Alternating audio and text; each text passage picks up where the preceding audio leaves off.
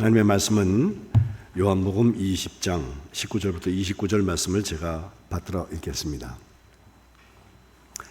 이날 곧 안식 후 첫날 저녁 때에 제자들이 유대인들을 두려워하여 모인 곳에 문들을 닫았더니 예수께서 오사 가운데 서서 이르시되 너희에게 평강이 있을지어다. 이 말씀을 하시고 손과 옆구리를 보이시니 제자들이 주를 보고 기뻐하더라.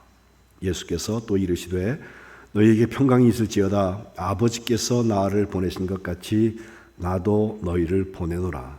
이 말씀을 하시고 그들을 향하사 숨을 내쉬며 이르시되 성령을 받으라. 너희가 누구의 죄든지 사하면 사하여질 것이요 누구의 죄든지 그대로 두면 그대로 있으리라 하시니라.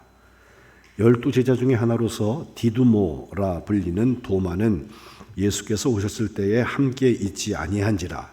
다른 제자들이 그에게 이르되 우리가 주를 보았노라 하니 도마가 이르되 내가 그의 손에 못자국을 보며 내 손가락을 그 못자국에 넣으며 내 손을 그 옆구리에 넣어보지 않고는 믿지 아니하겠노라 하니라.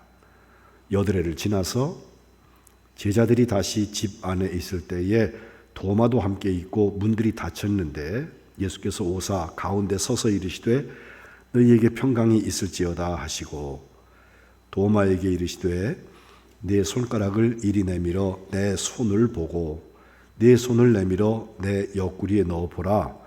그리하여 믿음 없는 자가 되지 말고 믿는 자가 되라. 도마가 대답하여 이르되 나의 주님이시요 나의 하나님이시니이다. 예수께서 이르시되 너는 나를 본고로 믿느냐? 보지 못하고 믿는 자들은 복되도다 하시니라. 아멘. 이는 하나님의 말씀입니다. 오늘 부활 후 세 번째 주일에 함께 예배하시는 여러분들, 주님께서 부활의 영으로 가득 채워주시기를 축복합니다. 특별히 몇 분 뵈지 않던 분들이 오신 분들이 계셔서 너무 감사하고 환영합니다. 함께 예배하시는 이 자리를 지키는 일들이 특별히 병중에 계신 분들 하나님께서 치료하여 주시고 또 부활의 영으로 새롭게 하여 주시기를 주님의 이름으로 축복합니다. 지난 주일에 우리가 엠마오를 향하여서 가다가 거기 식탁에서 예수님을 알아보게 된 두 제자의 이야기, 그래서 돌아왔던 두 제자의 이야기를 여러분과 나눴는데 그 엠마오를 향하여서 예루살렘에서 갔던 그 길이 이제 다시 예루살렘으로 돌아와서 일어난 일들을 짧게 보면 제자들한테 거기에 있었던 일들을, 경험한 일들을 이야기해도 믿지 않는 사람들이 있었다고 그랬거든요. 이런 정황을 생각해 보면서 오늘 요한복음이 얘기하고 있는 예수님의 부활의 날과 한 주간에 있었던 사건들을 생각해 보는 것은 의미가 있습니다. 왜냐하면 우리 중에도 다 믿는 사람 같지만 예수님이 부활하신 것이 믿어지는 정도가 달라요. 부활하신 예수님을 만난 사람과 만나지 않은 사람이 차이가 있고 또 믿어진 사람과 믿어지지 않은 사람에게 분명히 차이가 있어요. 그래서 교회 교적을 가지고 5월의 믿음 생활을 하지만 예수님의 부활까지 간 사람과 예수님의 부활 앞에 십자가까지만 간 사람의 차이가 있습니다. 그런 점에서 이 도마의 이야기가 우리에게 주는 힌트가 참 크다고 생각이 되는데, 먼저 오늘 얘기의 시작은 8일 전의 이야기, 그러니까 예수님이 부활하셨던 그날 저녁에 있었던 이야기에서 시작해서 8일간의 기간을 거쳐서 8일 후에 일어난 이야기로 26절에 여드레가 지난 후라고 설명하고 있습니다. 예수님이 부활하신 날 저녁에 마치 그 엠마오를 향하여 걸어가던 글로바와 다른 한 제자에게 그 길에서 동행하신 것처럼 제자들에게 나타나셨는데, 그 상황은 제자들이 자기들이 있는 곳에 문을 닫고 있었다 그랬어요. 걸어 잠근 거죠. 어쩌면 조용히 숨어 있고 싶은 생각이 들었을 거예요. 두 가지 이유로 그렇습니다. 하나는 예수님이 죽으셨기 때문이고, 다른 하나는 그 예수님이 죽으신 것이 그 무덤이 보존되지 아니하고 예수님의 시신이 없어졌기 때문에 아주 큰 혼란에 빠져 있었을 것입니다. 그런데 거기에 주님께서 나타나셔서 그들에게 가장 먼저 하신 말씀은 너희에게 평강이 있을지어다. 우리 만안교회가 모두에게 평강이라고 하는 뜻으로 풀 수가 있는데 우리 지역도 만안구고요. 그 평강, 샬롬이라는 것을 선언하고 계신 거예요. 지난주일 오후에 우리가 취임감사 예배, 장로님들 취임감사 예배 드리는데 우리 원로 목사님이 오셔서 그 살롬에 대한 얘기 하시잖아요. 그 샬롬입니다. 이 평강이 있을지어다라고 하는 그 이야기는 사실 예수님께서 한 주 전에 제자들의 발을 씻어주신 다음에 내가 주와 선생이 되어서 너희의 발을 씻어주었으니 이제 너희가 서로 사랑하고 섬겨라 말씀을 주시고 14장부터 16장까지가 성령에 대한 소개이기도 하면서 예수님의 고별 설교라고 우리가 듣는 이야기예요. 그 14장 1절은 오늘 우리가 교독한 교독문의 제일 첫 부분인데 예수님께서 너희는 마음에 근심하지 말아라. 하나님을 믿으니 또 나를 믿어라 라고 시작하세요. 그때까지만 해도 십자가 이전이니까 제자들이 예수님을 믿는다는 거, 아니 3년 내내 쫓아다니면서 천국 복음을 들었죠. 또 기적을 보았죠 하니까 그저 믿고 있다고 생각을 했을 거예요. 근데 거기에서 시작하여서 16장 맨 마지막 33절에 보면 주님께서 세상에서 너희가 환난을 당할 거다. 하지만 담대해라. 내가 세상을 이겼다라고 말씀하시거든요. 그 사이의 이야기가 성령께서 우리에게 역사하시는 부활의 영을 가득 채운 사람들의 삶의 이야기예요. 가장 큰 두드러진 특징은 평강 혹은 평안이라고 하는 데 있는데 14장 27절 여러분 앞에 나올 텐데 한번 같이 읽어볼까요? 다 같이 시작. 평안을 너희에게 끼치노니 곧 나의 평안을 너희에게 주노라. 내가 너희에게 주는 것은 세상이 주는 것 같지 아니하니라. 너희는 마음에 근심하지도 말고 두려워하지도 말라. 아멘. 세상이 주는 평강이 있고 주님이 주시는 평강이 있어요. 우리는 세상에 전쟁의 포성이 다 멈추고 또 세상이 모든 것이 다 편안한 세상이 되면은 평강이 왔으리라 생각하는데 지구 역사가 기록된 이래 전쟁이 그쳐졌던 지구 촌락에서 전쟁이 그쳐졌던 때는 며칠 되지 않는다 합니다.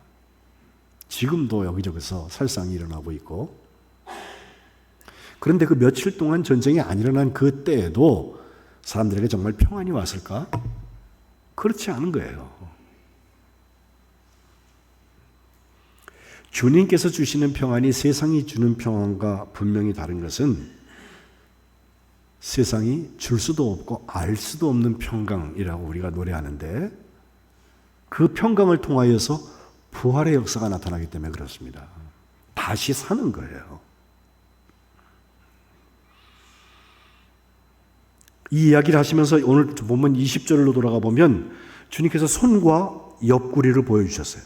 그러니까 제자들이 뭐야 손에 못자국도 있고 옆구리에 창자국도 있잖아. 그러니 죽으셨던 분이 다시 사신 것을 보고서 기뻐했다고 하는데 평강과 함께 요한복음 14장에서 16장까지 고별 설교에 보면 기쁨의 이야기가 계속해서 나옵니다. 주님께서 내가 간다라고 말씀하신 듯 시작되잖아요. 오늘 우리 교독한 대로 그 도마가 도대체 어디 가시는데 그래요? 그랬더니 내가 곧 길이요 진리요 생명이다. 나로 말미암지 않고는 아버지께로 올 자가 없다라고 선언하시는데 그 예수님께서 가서 거처를 마련한 다음에 너희를 와서 내게 영접해서 거기 거처에 있게 하겠다고 하신 그 약속의 말씀, 그 말씀 바로 갔다가 오신다고 하는 그 말씀이 다시 한번 재현되면서 조금 있으면 나를 보지 못하겠고 조금 있으면 나를 보리라. 그 이야기 때문에 너희가 서로 의논하냐? 요한복음 16장 20절에 진실로 진실로 너희에게 이른다. 너희는 곡하고 애통할 것이다. 하지만 세상은 기뻐할 거다. 너희가 근심할 거다. 그러나 너희 근심이 도리어 기쁨이 될 것이다. 지금은 너희가 근심하지만 내가 다시 너희를 보리니 너희의 마음이 기쁠 것이고 너희 기쁨을 빼앗을 자가 없으리라. 주님 말씀하세요. 주님이 돌아가셨다고 하는 그 억울함과 또 주님의 시신이 없어졌다는 황당함, 당황 속에서 어쩔 줄 몰라 하던 그 제자들에게 주님이 다시 오셔서 그들을 만나주시니까 그때 그리고 손과 옆구리를 보여주시면서 못자국과 창자국을 보여주시니까 그들에게 기쁨이 찾아왔다고 하는 것은 이제 부활의 역사가 그들에게 시작된 것을 말하고 있습니다. 우리는 예배하면서 예수님의 부활을 믿고 우리의 몸의 부활을 믿습니다 라고 고백을 해요. 오늘 오후 예배 때 제가 몸의 부활에 대한 얘기를 여러분과 나누려고 하는데, 우리가 부활할 사람이라고 하면 어떻게 달라진 삶을 살아야 되는가? 우리의 삶에서 흔적으로 나타납니다. 평강과 기쁨이 가득할 것이고, 또 중요한 것 하나가 이제 주님께서 21절에 다시 한번 평강이 너에게 있을지어다 라고 선언하시면서 아버지께서 나를 보내신 것처럼 나도 너희를 보낸다, 파송하시는 거예요. 그러니 예배 한 시간, 주일의 예배, 그 예배가 우리의 삶이 아니라 예배 드리고 부활을 확인한 사람, 부활하신 예수님을 만난 사람들이 평강과 기쁨에 가득 차서 세상으로 보냄을 받는 거예요. 우리의 가정과 우리의 일터와 우리가 만나는 모든 사람들과 우리가 생각하는 것, 계획하는 것, 진행하는 모든 것들이 부활의 영에 사로잡히시기를 주님의 이름으로 축복합니다. 그 부활의 영에 사로잡힌 사람들은 22절에 성령 받아라 주님께서 숨 불어넣으시면서 말씀하셨는데, 이것은 용서의 자리에서 나타나요.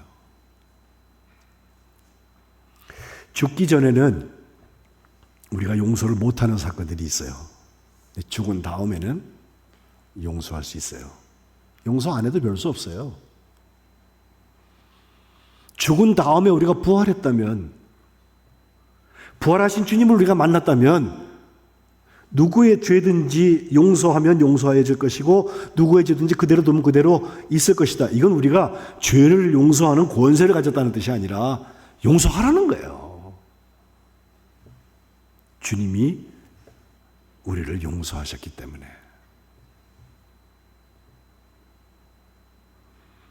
그런데 이제 8일 후에 주님께서 다시 나타나시기 전까지의 이야기가 24절, 25절에 나오는데, 거기 우리가 아는 도마라고 하는 예수님의 제자의 이름이 나옵니다.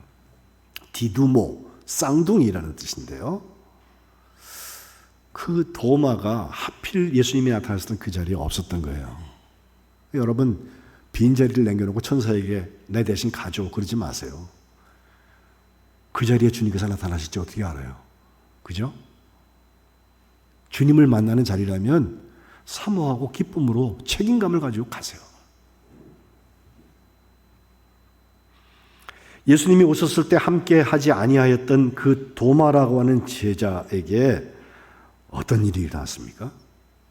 사실 도마의 이야기는 공간복음에는 예수님의 제자 12제자 이름 나올 때 빼놓고 나오지 않아요. 마태, 마가, 누가에는. 요한복음에 딱 2번 나오는데 다 예수님의 부활 혹은 죽음에 관계되는 이야기에 나와서, 아까 읽은 우리가 교독한 요한복음 14장의 이야기가 대표적인 거예요. 예수님 도대체 어디 가시는데요? 어디 가시는지 우리가 알 수 없는데요? 라고 물었을 때 주님께서 내가 곧 길이요 진리요 생명이다. 나로 말미암지 않고는 아버지께로 올 자가 없다라고 하는 진리의 말씀을 선언하시거든요. 그런데 보세요.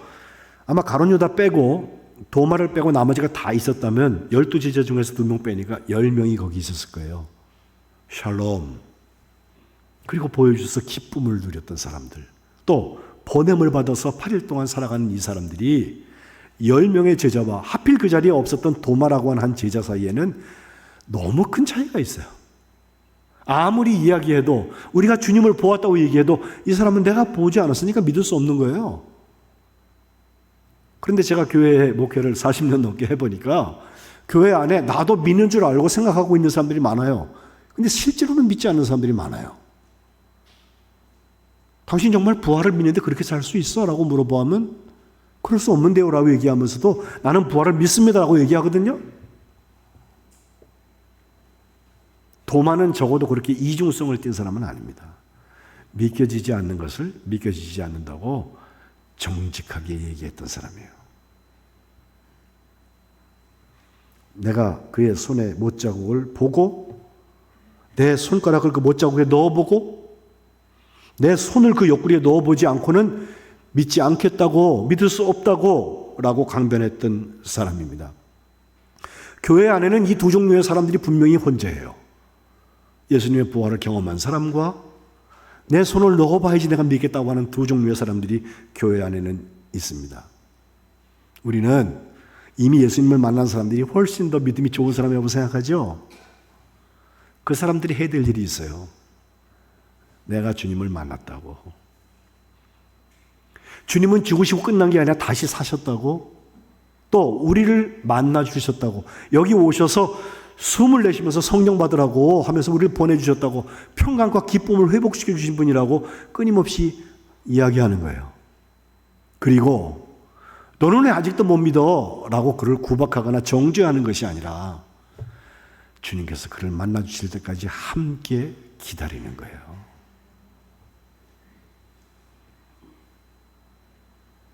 이제 26절에 오니까 8해가 지나서 주님께서 그 제자들에게 다시 오시는데 그때는 제자 도마도 그 자리에 함께 있었다는 것입니다.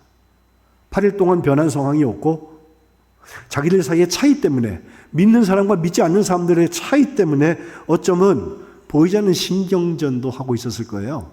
그러면서도 여전히 문은 닫고 있는데 똑같이 8일 전에 부활하시던 날 나타나실 때가 똑같이 주님께서 그들 가운데 오셔서 서셔서 너희에게 평강이 있을지어다 라고 인사하십니다. 그리고 나서 27절에 보면 도마를 향하여서 네 손가락 이리 내밀어서 내 손을 보아라. 내 손을 내밀어서 내 옆구리에 넣어 보아라. 이것은 8일 전에 그가 했던 말을 주님께서 그대로 너 그랬지? 라고 해서 야단치신다기보다는 그가 믿지 못하고 있는 그 현실을 분명히 보시고 그도 사랑하셔서 그리하여서 믿음 없는 자가 되지 말고 믿는 자가 되라고 초청하시는 거예요. 한 번 더 기회를 주시는 거예요. 작년 2월 달에 예술의 전당에 한가람 미술관이라고 큰 미술관이 있죠. 거기에 이태리 작가들 그 특별전들이 열렸는데 우리나라하고 이태리하고 수교를 맺은 지 140주년이 됐다고 그래서 이태리의 3대 천재 작가 그러면 미켈란젤로하고 레오나르도 다빈치하고 까라바지오라는 세 번째 그 작가를 말하는데 그 까라바지오의 작품들이 쭉 전시가 되었어요. 정말 늘 궁금하던 작품들이 거기에 전시가 되었는데 그 까라바지오라는 사람이 지난주에 여러분 잠깐 사진 그림도 보여드렸던 렘브란트보다 조금 앞선 시대에 태어난 사람으로서 그는 40세도 채 살지 못하고 죽어요. 근데 그가 5살 났을 때 그가 밀라노에서 태어나서 살다가 그 유럽의 페스트 그 흑사병이 와가지고 쥐가 옮기는 거 있잖아요. 그 전염병 오면 우리가 코로나 때 사람들이 많이 죽은 것처럼 많은 사람들이 그 전염병에 의해서 희생을 당하게 되는데 새카맣게 타서 죽어서 흑사병이에요.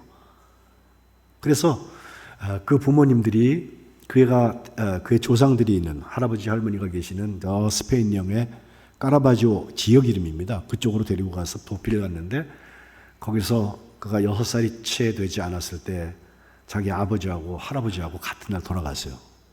그래서 어머니가 혼자 되어서 아이들은 많지 그를 나중에 키우다가 13살 때 돌아와가지고 미술 공부를 시작을 하게 되는데 그는 견습생으로 시작했지만 아주 발군의 실력을 가지고서 화가로서 대성한 사람이 되어서 그가 29살이 되었을 때는 로마에 갑자기 등단을 하는데 그때 사람들이 그 까라바지오의 그림에 대해서 정말 그 명암법이 분명하고 사실을 잘 묘사했던 그 바로크 미술의 아주 개척자로 그를 우리가 기억하고 있는데 테네브리즘이라고 우리가 지난 성금요일 날 테네브레라고 하는 암흑의 예배를 드리잖아요. 그 어둠을 이용한 빛의 어떤 표현법, 이제 명암법이라고도 말하죠.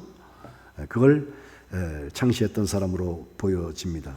특별히 그는 성경에 나오는 장면들을 많이 그려보았는데 목을 벤 사람들, 이를테면 다윗이 골리앗의 목을 맸달지 세례 요한의 목이 베어져서 그 은쟁반에 올려있달지 이런 그림들 그린 것을 보면 아주 섬찟하게 되는데 그가 그렇게 목이 베어서 죽는 사람들에 대한 그림을 그리고 또 그의 삶에 어려움을 겪었던 일들을 그가 고백하는 것 중에 하나는 그가 사람을 죽인 일이 있어요.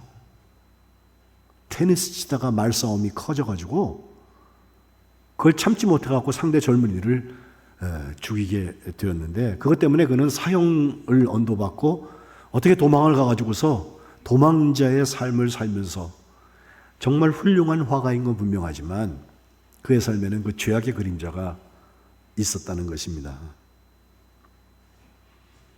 그런데 이 카라바지오가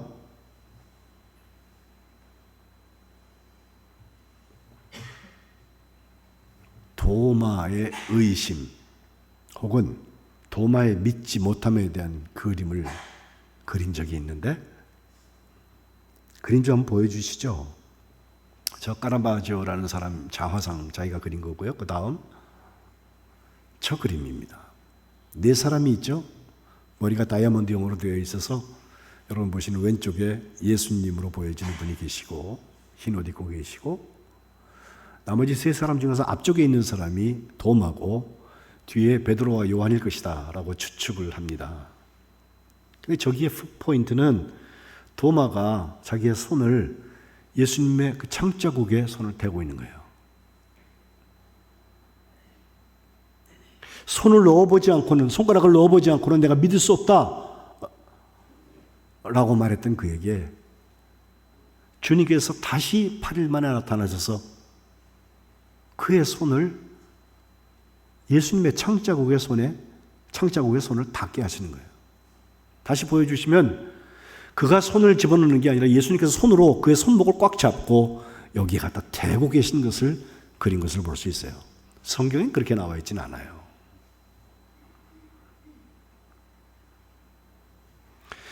여기서 생각해 보면 그가 정직하게 했던 그 의심, 믿어지지 않기 때문에 믿어지지 않는다는 거. 내가 믿고 싶은데 너희들처럼 똑같이 주님이 다시 살았다고 나도 고백하고 싶은데 나에게 아직 부활 체험이 없다는 거. 있는 그대로 내려놓고 긍정적인 의심이라고 말합니다. 내 손으로 나도 예수님의 손에 십자가에 못 박히던 못자국과 창자국을 만져볼 수 있었으며 라는 사모하는 마음이 있었다는 거예요. 불신앙과 의심은 다릅니다. 불신앙은 아예 믿지 않기로 작정하고서 성경에 나오는 말마다 다 그런 게 어디 있어라고 쉽게 생각하는 것을 불신앙이라고 한다면, 부정을 위한 부정이라고 한다면, 여기 긍정적인 의심이 있다면 그것은 나는 믿고 싶은데 아직 믿어지지 않는 것을 정직하게 주님 앞에 내어놓고 사모하고 주님의 십자가와 부활을 순례하는 사람들이 걸어가고 있는 길입니다.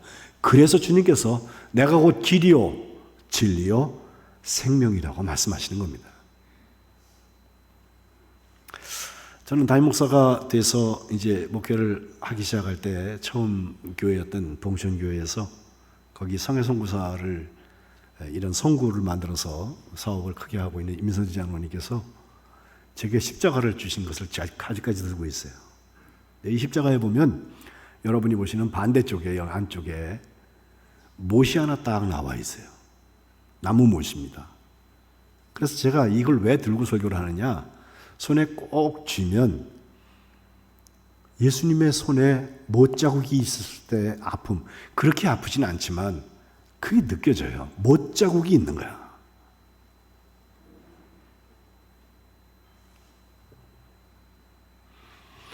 내 손을 보고 내 옆구리에 넣어봐라. 그리하여서 믿음 없는 자가 되지 말고 믿는 자가 되라고. 그 손 못자국 만지게 하시는 예수님의 사랑을 부활의 사람들이 경험해야 할 것입니다. 도마가 주님 앞에 바로 고백합니다. 28절, 나의 주님이시고 나의 하나님이십니다.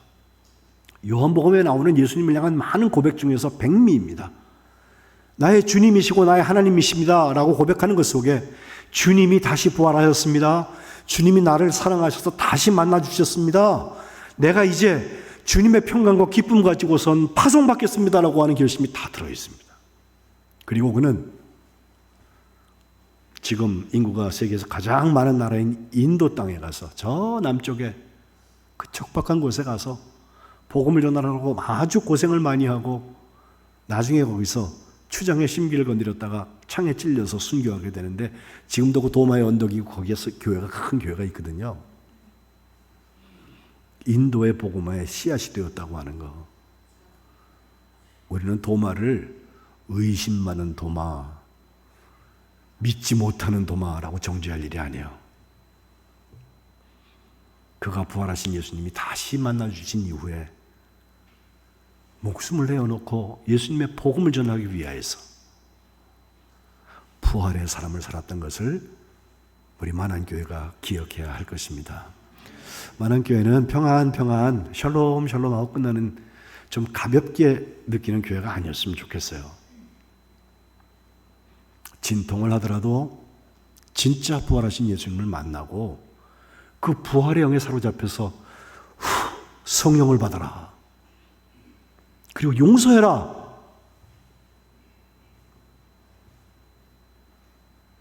결국 너는 나를 보고 믿었지, 보지 않고 믿는 자가 복이 있다고 말씀하신 예수님의 축복이 우리 만안교회의 축복이 되시기를 주님의 이름으로 축복합니다.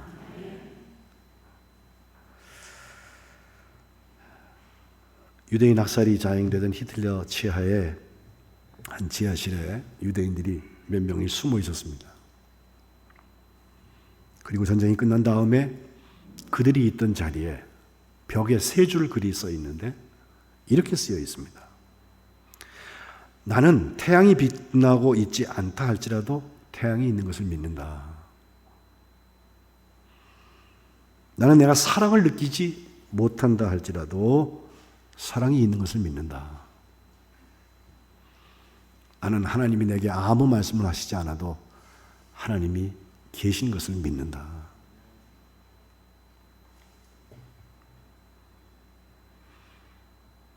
제자들과 도마를 비교해 보십시오. 어쩌면 우리는 운 좋게 도마처럼 그 자리에 없지 않고 그 자리에 있었는지도 몰라요. 예수님이 거기 오셨어요.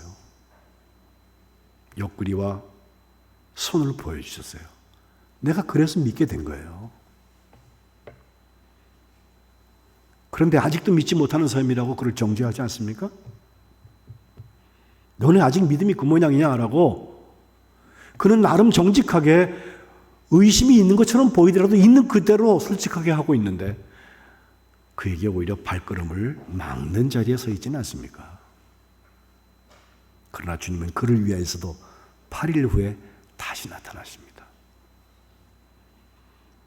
믿음 없는 자가 되지 말고 믿는 자가 되라고 손을 보이시고 옆구리를 보여주시고, 이제 우리에게는 너는 보고 믿느냐 본고로 믿느냐, 보지 않고 믿는 자가 복이 있다고 축복하십니다. 부활하신 주님께서 우리 예배하는 여러분들 가운데 부활의 증거를 더하여 주시기를 주님의 이름으로 축복합니다. 기도하겠습니다.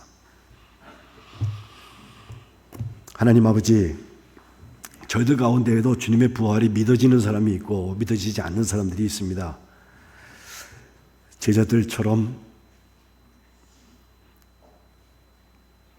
문을 걸어 잠그고 모여있는 그 자리에 주님께서 오셔서 너희에게 평강이 있을지어다 말씀하시고 손과 옆구리를 보여주셔서 저희들에게 기쁨이 있었으며 성령을 받으라 말씀하시고 용서의 권세를 허락하여 주신 것 저희가 기억하게 하여 주옵소서.